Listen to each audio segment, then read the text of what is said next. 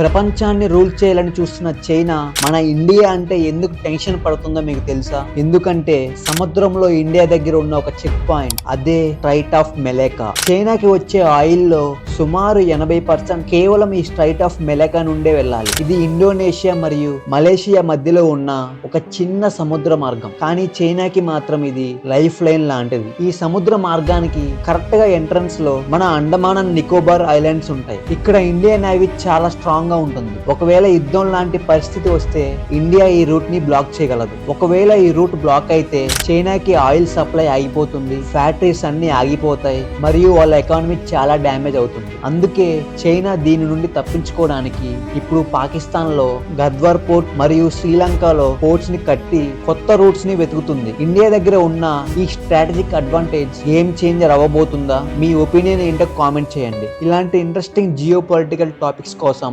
BVK సాయిని subscribe చేసుకోండి.